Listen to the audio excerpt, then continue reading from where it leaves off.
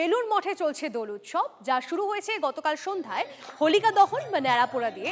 সকালে সন্ন্যাসী মহারাজরা খোল করতাল নিয়ে আবির ছড়িয়ে দোল উৎসব পালন করেন।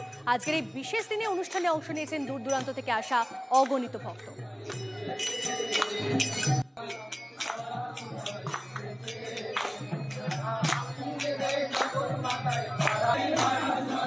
ছবি দেখছেন আপনারা, কথা বলবো আমাদের প্রতিনিধি সুব্রত আমাদের সঙ্গে রয়েছেন সরাসরি বেলুড় মঠ থেকে। সুব্রত, বেলুড় মঠের আবহটা আমরা জানি সকলেই যে অনেকটা আলাদা, কি ছবি এই মুহূর্তে? দেখো, একেবারেই সকালবেলা ঠাকুর শ্রী রামকৃষ্ণ চরণে আবির দিয়ে মন্দিরের যে গর্ভগৃহ, সেই গর্ভগৃহের পাশেই প্রভু শ্রী চৈতন্য দেবের প্রতিকৃতিতে মাল্যদান করে পূজা শুরু করে আবির অর্পণ করে বেলুড় মঠের সন্ন্যাসী মহারাজরা এবং ব্রহ্মচারী মহারাজরা দোল উৎসবে মেতেছেন।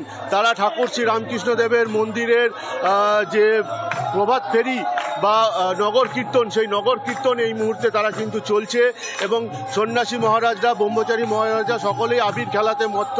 ঠাকুরকে ঘিরে তাদের এই উন্মাদনা তা কিন্তু একেবারে চোখে দেখার মতো একদম দৃশ্য। বেলুড় মঠে এই মুহূর্তে দোল উৎসবে সামিল হয়েছেন প্রচুর ভক্ত, যারা দূর দূরান্ত থেকে এসছেন আজকের এই দিনে দোল উৎসবের বিশেষ এই দোল পূর্ণিমা বা ঠাকুরকে প্রণাম জানিয়ে আবির খেলতে তারাও কিন্তু এই খেলাতে অংশগ্রহণ করেছেন।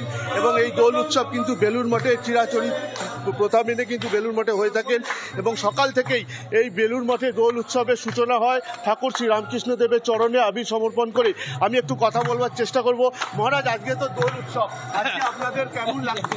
আজকে মহারাজ কেমন উৎসব, দোল উৎসব, ঠাকুরের পায়ে আবির দিলেন, কেমন লাগছে?